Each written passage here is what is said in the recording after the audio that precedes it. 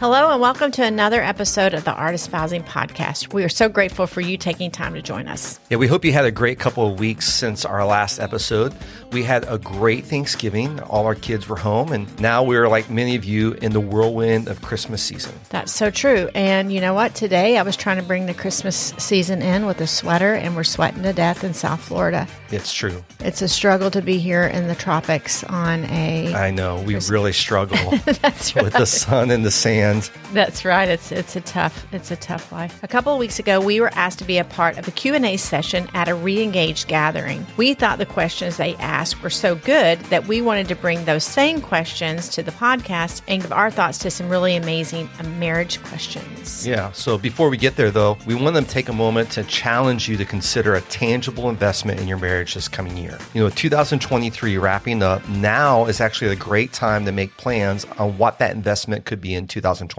We want to ask you to consider scheduling a 2-day marriage reboot with Lisa and I. Yeah, the marriage reboot is an exclusive one-on-one experience that will supercharge your marriage. You will discover your marriage purpose and get a real plan to start living into it. The process is designed to give you clarity in every aspect of your marriage. We'll work together to craft plans for multiple domains of life and create a solid framework that will help you manage and continually renew your relationship for the future. This is a private experience where you and your spouse will have our undivided attention as your marriage coaches. We'll help you identify where you've been, define where you are now, and discover where you want to go together in the future. We know the marriage reboot will make a huge difference in your marriage in 2024. Totally. You can find out more about it at artofspousing.com/marriage coaching. You can also message us on Instagram and we'll send you a link so you can schedule a 30-minute call with James and I to hear more about the experience and understand how it will be great for you guys. Okay, James, let's discuss these questions that were given to us. Yeah, so these questions are on a variety of topics, including parenting, boundaries, and making decisions. So let's start with this one. The person said, it's so hard to make time for intimacy with kids in the house. And we know that's true, right? So they asked, are there any ideas that we have on how to improve in this area? Yeah, James, I remember when our kids did live in the house. Of course, now we keep bragging about being empty nesters. That's right. It's so good. Yes. But I remember when the kids did live in the house and when they were young, we had office hours. So they were parent office hours. And so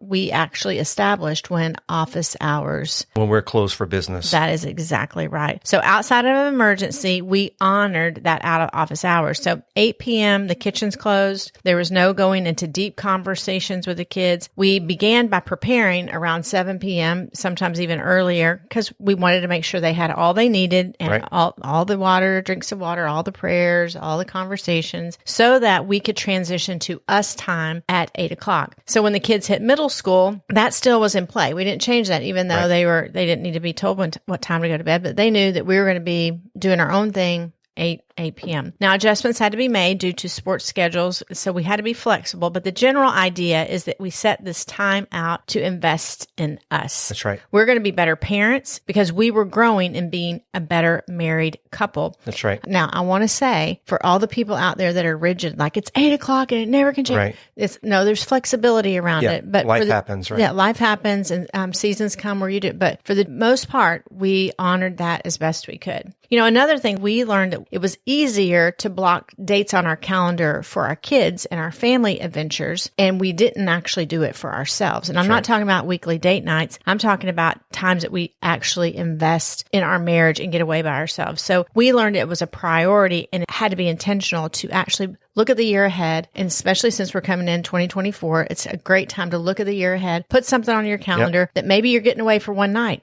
Right. We do 10 days, we get away a long time. Right. But we're empty nesters now. We didn't do that when we were younger, right? But you can never underestimate the value of just one night away in a local Airbnb. So plan that. And then I think it's just important to recognize and be mindful to invest into your entire intimate life. We talk about this all the time. Your physical intimacy, recreational intimacy, emotional intimacy, spiritual, sexual intimacy. So in those blocks of time that we had for ourselves, we're going, which needs the investment? it. Yeah. Which part are we lacking in? If we were to rate those 5 areas, 1 to 10, which is the lowest, invest in that area. Yeah. And I think that's really important because a couple of things as you're talking that I just was thinking about was, first of all, you have seasons of life in your marriage. You know, your kids are going to, when they're young, they require so much more energy and attention. And it's time. Not forever. Right. And so it's easy sometimes to think that we have to over prioritize even our kids at a young age because of their needs. And we end up under prioritizing our investment in each other. So just realize that every season's going to have a different need that your kids are going to bring. And it is a season. And we actually can help manage when those seasons come to an end. You may not be able to do 8 o'clock every night, but if you set the intention that, hey, 7 to 8 o'clock to be able to get them in bed, they're going to bed earlier maybe, then you're setting the intention. When our kids were teenagers, they're staying up later, but we still had to have the intention to go, in this season, here's what this means now. And so that's one thing. The other thing I think is really important too is to be intentional, like you said, with date nights, but to really leverage childcare, leverage the resources that you can. Maybe it's somebody from your church or it's a family member that at least once a month you're doing that. And that makes, we know that childcare is a thing, but sometimes we under prioritize that investment maybe because we feel a little tight in finances one area. I would say prioritize that so that you have some time away. You know what? We were just talking to a young couple. They're pregnant with their second. Their firstborn is 2 years old. And in talking to the couple, we mentioned Saturdays are a date day. Right. It doesn't have to be in the evenings. Right. That people don't have to actually come to your house, get kids to bed. And it was not ever even on their radar that they actually could do a brunch on Saturday morning and maximize even weekend times to go. It doesn't have to be in the evening because we think date night is a night. Right. And it can be a date day. Yeah. And it could be just for an hour, which is still an investment. True. I had 2 other thoughts on this too, is you talked about our habit of what we call just the 2 of us trips, our getaways. And especially when you have young kids, having a time set away for intimacy that that there's going to be a chunk of time that you can look forward to and so forth. So it's not just about getting away to be together or just to go on a vacation. It's actually intentional connection in all those areas of intimacy that you mentioned. So the relational, you're away, emotional reconnection, sexual intimacy, those just the 2 of us trips, we're connecting a lot in all those areas of intimacy. So it's not just about getting away from the kids. It's about intentional intimacy. That's and then really good. I think the last thing I'll just say around this with kids is you need to take advantage of open moments. And that's why all the areas of intimacy are so important. Your sexual intimacy may be more difficult when you have young kids in the house and, being pulled on all the time. That's why you have to really amp up intentionality and spiritual, emotional, recreational. Make sure you have date nights, physical intimacy of touching each other, of holding hands, so that when an open moment happens, that you can actually leverage that moment towards sexual intimacy because you've already been connected intentionally all the way. And so it's just thinking differently around intimacy that, how that we prepare for that and move forward in those areas. Right. And I think our times of getting away, it allows for us to have space, one for sexual intimacy, that we're not interrupted and all those things. But the other thing is the emotional space of me being able to process and talk to you, because that's where the space is that we're not interrupted for that of hey, I wanted to connect with you about these things and dream, or even maybe some challenges I would love to come and present to you, James. I know that I'm having this challenge and I'm going to be working on it. And this is the time for, and it's for all of those things. And I'd love to tie back to your first point on seasons, is that sometimes we live in a season that we've passed and you have to reevaluate. I know for us, we would actually evaluate our upcoming season almost like an academic setting. So what is this semester going to require of us? If I were still having kids in the home, I would be looking next semester, January through May. What is it that we're going to do? Not the big rocks of going away, but how are we going to carve out time for us? Where are those places going to be that we can have an evening or a Saturday away that we're going to go ahead and ask grandma and grandpa to watch kids, or they're already at a camp. Right. And or they're at a special event that we're just going to go, hey, we're going to use that time instead of cleaning the garage. We're going to be together. And then put it in your calendar, because if it doesn't make it in your calendar, it won't make it in your life. It's one thing to talk about it. It's another thing to make tangible plans. And at least, it may not always happen, but at least you have the plan in place. And unless something different changes that plan, that you have space made for it, and it's going to make it into your life. We often say the enemy wants to divide us and divide our marriage. Well, he doesn't even have to work at it if we don't actually plan it. That's right. We're doing it ourselves. That's right. That's right. Okay. So that's the first question. The second question is this.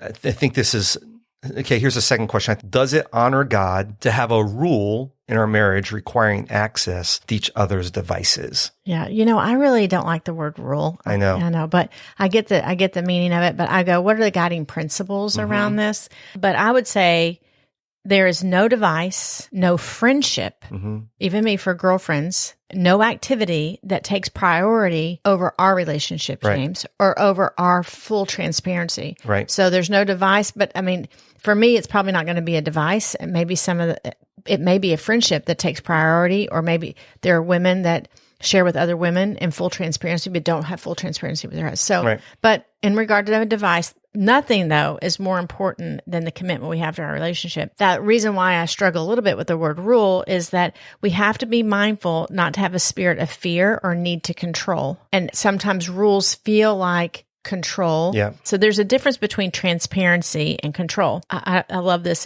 Is it voluntary or are you voluntold? Voluntold, yeah. Yeah. I have a desire to initiate transparency, to invest in building and maintaining trust. So I want to do my part. I'm volunteering transparency. I do spend a lot of time with some women who have issues with what they read and what they watch. Pornography and that kind of thing is not just for men anymore. Right. They have to actually remove books from their device. They have to have open devices with their husband. And so I would go to that wife, I would say, and obviously to men, is that you need to volunteer transparency. Right. You don't need to wait for it to have to be voluntold. Right. So we were recently talking to a couple around our age, and one of the spouse struggled with pornography, and it has been an issue for 25 years. Right. The healing and the wholeness of this journey is exactly that. It's a journey, and it will take possibly some radical measures, possibly a flip phone, possibly not being on social media, and possibly more counseling to get to the root of all of that, which is a financial investment to reestablish trust and to establish boundaries around what does transparency look like, because the other spouse kind of felt controlling, and you can understand because there's a lack of trust. So the control starts kicking up, which doesn't actually elicit transparency because there's fear. We want to speak hope, though, into the situation, is that if you're facing this kind of thing, is that we've seen people work through this and come out on the other side in strength and wholeness. Yeah, I think it's good. And if somebody's in that situation where they're overcoming a sexual addiction or visual content on their phones have been an issue in the relationship, that it shouldn't be an issue to do away with it. Our past, if we're not careful, has an opportunity, especially with technology and so forth, to follow us. So there's algorithms. And so to guard the marriage and gain trust and build trust, your device is not that important as compared to your marriage. And I would just say also, if there's anybody who's had this as a tension point in your marriage and relationship of one spouse wanting access or visibility, and the other spouse is struggling with that, I'd ask the spouse who's struggling is, why would you struggle with transparency with your spouse? If you're really one flesh, united, there should not be any place that's lived in isolation. Right. So I shouldn't have anything in my life that's isolated from you if we're really one flesh and united. So I think it's really important just to, not so much about, should it be a rule? No, it should be actually a get to in a relationship to kind of go, I'm open access. You can look at my phone anytime. You can look at my computer anytime. First of all, it gives me accountability for what I'm seeing, but also just says I have nothing to hide in our relationship for one another. Right. So I don't think it's a rule, but I think a good guiding principle is full transparency and openness is really important. Yeah. So, well, I think what you're saying is so good, because if you can't get the answer, if either spouse can't get the answer as why is this then you do need to get help. And that is counseling, because there could be a root issue as to why there actually a person may not even be looking at anything anymore. And then there's control on the other. So there's so much there that it's like, hey, why don't you get the help that you need? You know, as you were talking about this, I was thinking about the women I've spoken to. The things that they're reading help create an emotional connection that they don't have with their husband. And sometimes, I don't know if this is actually true. This is just my experience. So I'm not speaking as a counselor. I'm just speaking as the experience I have, is that they're looking for emotional connection and they're reading material that emotionally connects. It's just like the enemy. They're getting their emotional connection there and they're not getting it with their husband. And the same is true for men that I have had experience. I know this could be vice versa, but just my experience is men are visually stimulated looking at things. And so that connection, why is that? Why is it there? I don't know, but it needs to be discovered, because it's actually it's hindering the very thing. Even this couple, he wants to be fully committed to his wife. It's like, it's such a trick of the enemy. So no device is worth it. What you always say about the flip phone? It's the sexiest thing I've ever seen a man do. I just want to go up and go, I honor you, flip phone man. That's good. It's amazing. Yeah. Okay. So the next question. The Bible says that children are a gift from God, and they truly are. Why does parenthood feel like it takes away from our marriage instead of being a gift to our marriage? That's a really good question. I think it really comes down to priorities. It can sometimes feel like it takes away because we make kids the number one priority. And, you know, when you're newly married, you know, it's just the two of you, you are always together, but now this new person comes into your home, or multiple people come in your home.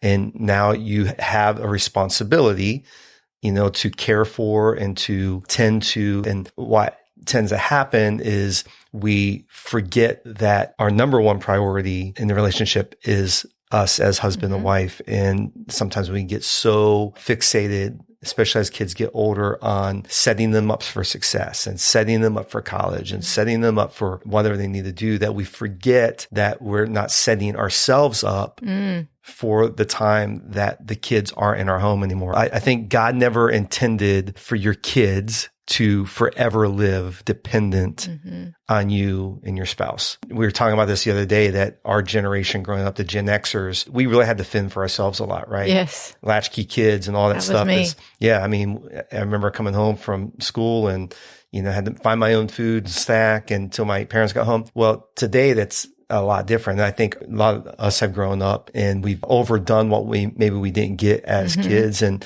so we've kind of created this helicopter parent culture. And now we're looking at the results of that with kids growing up. But ultimately, it really goes back to what God intended. God's given us our kids for us to steward them and prepare them to live independently from us. That's why the Bible says a man shall leave his father and mother and cleave to his wife. They're not supposed to stay in our home forever, thank God, right? That's right. So I think with this, there's, you know, seasons when your kids will have to be more the priority. And one of the things that we teach a lot with parents is a process I learned many years ago when I had the opportunity to take our daughter Alex out to California, and we did this father-daughter thing. And it's called the journey of transition. And it's really about the journey of transition for kids to help them move from birth to being independent adults. But it's really a journey of transition for parents too. Helps us because, you know, in each season on this journey of transition, there are things that we are intentionally giving to our kids. So from birth to maybe 5 years old, we're caregivers, right? Right. Our kids can't eat. They can't shower. They can't do anything. Can't be left alone. They can't change their own diapers, all that stuff. You know, so, you know, this first 5 years, we are the caregivers. We're providing everything they need. Well, then you move from there, from 5 to maybe 12, you're the cop. You're helping teach your kids the rules, like what's right, what's wrong, what they can do, how to stay away from harm. No is the most popular word during that season. No, don't do that. Don't touch that. Don't go there. And so there's that cop phase. Now, those two phases are in our journey, intensity. They are, but they were the easiest ones for us looking back. Right. They were. Yeah. What we're coming to next is what's going to. So the next phase is actually the coach. And this is where I think if we're not careful as parents in our marriage, we can continue to prioritize all our time on copying and making sure our kids are acting the way we want them to. But you begin to give your kids a little independence, and you receive a little bit more independence as parents when you begin to not just tell the kids what not to do, but help coach them to know for themselves what not to do. You're right. And it gives us independence. As a married couple, we're giving ourselves little spaces of independence from our kids so that when they leave, we're not devastated. Right. Exactly. And you're bringing with that freedoms and expectations that, that cost those freedoms. And then the last stage is really the consultant stage, right? Or cheerleader stage. And your kids are now out of high school, maybe they're on their way to college, and they're young adults, and you're not copying them. You're not telling them what to do or where to go, what decisions. Hopefully we've done a good job during the coaching phase that they're able to make decisions on their own. They're able to earn an income on their own so that they can move out of the house and be independent. But if we continually treat them when they're 17, 18 years old, like we did when they were 6 or 7 or 8, then we're constantly tied to them, and it doesn't feel like a blessing, right? It doesn't feel like a gift. It feels like it's taking away from our marriage. And again, it's all about priority. Even going back to the first question about intimacy in our marriage, if we don't prioritize this relationship, it's always going to struggle next to other things that will take time and energy away from us. That's so true. So all the young marrieds that are listening and that do not have children, right? You shouldn't be tapping out on us on this. Right. You should be preparing right now how you are going to keep your marriage a priority before kids come. But, one of the things I would say to couples who have kids in the home right now of all ages is just give yourself grace. Give each other grace. I remember looking back, we hadn't done it before. All of our experience that we're talking about is from what we did and what we learned, so just give yourself grace. And James, we learned that is actually proven in science is there's a mental load for moms, that it's real. There's a calculation of we got to get them to the dentist. It's not that dads don't do this, but it's really how God has hardwired us as moms and nurturers. And that looks different. Some moms are more nurturing than others, but nonetheless, there's just a sense of responsibility that a mom has. It's a mental load. And when I learned this, I think it was helpful to me that I needed to learn how to manage that. When do I actually release responsibility? How do I do that so that it doesn't come in between you and I? But at the same time, you had to learn, you can speak for yourself, but that it's a real thing for me, and that you needed to extend grace to me, not just go, hey, you just need to stop with the kids. Right. So no, there's a give and take that I need to come and learn and release, but you also need to understand, or husbands, dads need to understand, there is a mental load for a mother that they carry that is hard to really sort. Yeah, that's true. That's true. And I think that's where you have to lean into each other's strengths and weaknesses in the season. But if you're kind of with the intention, the desired outcome of hey, we want our kids to be independent and on their own, and eventually that they're thriving and our marriage is still thriving. That's the desired outcome. We got to create the pathway to get there. Yep. And then the agency, the ability to work together along the way to do that. Good. Yeah. I just want to encourage a couple who's listening right now that they are really tense in this area. Right. Is that reboots would be great for this. Yeah. This is where this kind of stuff, this is not counseling. This is how do you walk this out moving forward? But I would just say, talk it out. Find common ground. The truth is you both want to be great parents. You have common ground there. Talk it out. Right. Okay, let's jump to this next question. I think this is a good one too. Should there be boundaries with our immediate, extended, or blended family? And what should those boundaries look like? Great question. Yeah, this is really good. And whether you are in a blended marriage, which our next episode, we actually have Terry and Carol Moss on with us, who are going to be talking about blended family and blended marriage, which is great. It is hysterical too. These people are they're awesome. Fun. They're awesome. Or in-laws. This can be a real challenge. And we've seen this coaching a lot of couples. And actually back in season 3, we did a whole episode on mastering the art of in-laws and how to navigate those relationships with grace, and I'll put that in the show notes so you can look at. But many times there can be tension with in-laws or extended family when it comes to expectations or from our origin story practices. Right. We actually coached a couple recently where the in-laws would only speak Spanish to their son when the wife was there and she didn't speak any Spanish. And so even though that was their their origin story, their backstory, their practice, it actually caused a lot of tension in the relationship. And so you can imagine any kind of situation in a marriage where the extended family is so rooted in tradition, or maybe it's a different culture or whatever, that if there's not intentionality in how you approach that in conversations you have, they could cause tension. So it is really important that there should be priorities. And when we talk about priorities, we're talking about your yeses. Yes, we will do this. And there should be boundaries, your no's, that we won't do this, or we won't put ourselves in this situation where it's going to cause tension in any relationship that's going to impede on your marriage relationship. The biblical call to marriage is actually, again, to leave and to cleave, right? To form your own nuclear family. And so although we honor in-laws, although we honor extended family, the priority and the focus should be on each other in our relationship. So we do have to set boundaries and establish those boundaries with honor and clear communication. Why? And again, we went through a whole episode on how to do that, which we'd really encourage you to go back and listen to. Right. You know, when you were talking about honor as a married couple, newly married, and you're trying to set these boundaries and priorities, and a way to honor that, I think sometimes, especially young couples that are newly married, because we've connected with couples who are older and getting married for the first time, but I'm specifically talking about 20s, early 30s getting married, is that you can set those priorities and boundaries, but you don't have to make a big family meeting with your in-laws about it. Just live it out. Yeah. It doesn't have to be a big conversation. You're going to set those priorities, because I think it's when we try to communicate all of that we start dishonoring and causing a whole big ruckus. Right. Do you know what a ruckus is, James? It's a commotion and a big argument, tension and strife, conflict. That's right. I feel like my Southern self came out there. Okay. That's true. That's good. That's great. You answered that so well. I don't think I have anything of great value to add there and that you didn't already say. I think this is the last question then, Yeah, right? last question. So how can we involve God in our decision-making process as a couple, especially in major life decisions? I would say this season, this has been a challenge for us.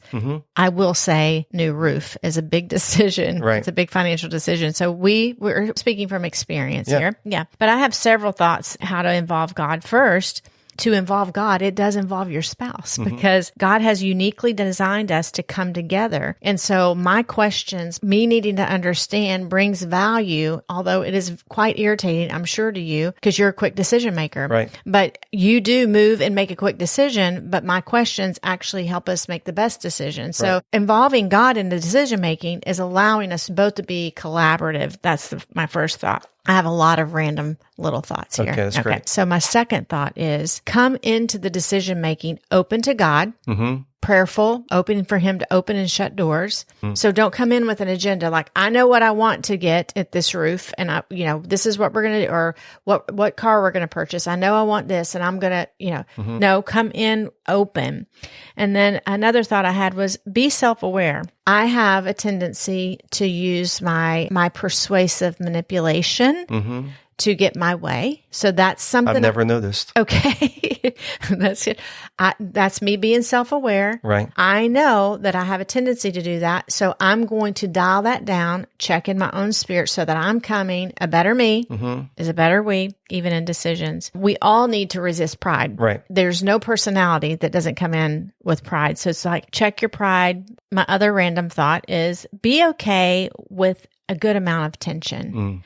Don't call it division when it's just natural tension. That's really That's good. a way to just start a fight and stir a fire, is just to go like, no, it's going to be tense to get to the answer. I've learned in my desire to build muscle in this season, because, we start losing muscle. So I'm trying to regain some muscle loss here. There's tension in that is good, that actually is good for my body. And so the truth is there's tension in decision making that isn't necessarily division. So just settle down, settle down, relax into it. And then my last random thought is seek unity. Right. I know what it feels like for you and I to be in unison around a decision and what God has breathed in and spoke to and how that feels. Right. I want to wait for that. Right. I'm waiting for that as confirmation. So I know what that feels like, and that's what I want, and that's what I come with. And I think you and I both come together. That's good. Yeah, a couple thoughts around that. I think if at all possible, don't make life-altering decisions without being on the same page. there are times that ultimately one opinion or one direction needs to be taken and it prevails over the other, but it shouldn't be at the expense of unity, right? Correct. And I think the other part too is when you make a decision together, it doesn't mean that there's not going to be tension after the decision's made. So you make the decision and you manage the tension all along the way. We're in a case right now of a pretty large life-altering decision, and specifically my career, right? Right. And we made that decision together, but after we made that decision, we were in unity. We're in unity. We still are. Yeah. But there's tensions that come along the way, and we have to go back to, hey, we made this decision together. We're in unity around this decision. And so this moment of tension, we just have to manage it because we're working out the decision that we've already made. Just the reality of fighting for unity, right? Always looking to prioritize unity in a relationship. I think all these questions kind of go to that, right? Right. It feels like a hodgepodge of topics, from boundaries to intimacy to decision-making, but all of them at their core have to do with fighting for unity when our kids are younger and we're having a hard time with intimacy, fighting for unity with extended families and boundaries and decisions, fighting for unity when we have to make major life-altering decisions, and when we seek unity, when we fight for unity, and we seek God's direction, that He's going to be in the midst of it. And I think that's really powerful because we're never always going to get everything right. But if we seek and turn our hearts towards each other and turn towards unity, then we're going to be able to weather any of these seasons that we go through in these decisions. So hopefully these questions were helpful. It was great for us just to have this conversation. I love this. Again. I wish we could get some questions from, because these are real live questions people are asking. Yeah. So we think we're coming to podcast content. We're trying to filter what we feel like people are wanting. But I love this. I'd love for people to email us questions. Yeah, if you have questions or things that you want us to talk about on the podcast or comments about what you even heard today, connect with us. You can email us at hello@artespousing.com. You can also jump on Instagram and direct message us at artespousing. I love it. Even if it is a hodgepodge of questions, That's right. It's great. So we would also love for you to sign up for our email list. With every episode, we send out an email with a direct link to the show and some news about what's happening with Art Espousing. You can sign up with the link in the show notes or on our Instagram bio. So as we said, on our next episode, we have Terry and Carol Moss, founders of One Flesh Ministries, and we'll be talking all about marriage in the context of blended families. It's going to be a lot of fun. You will not want to miss it. So we hope you'll join us for that. Have a fantastic week, and we'll see you next time on the Art Espousing podcast. Until then, bye-bye.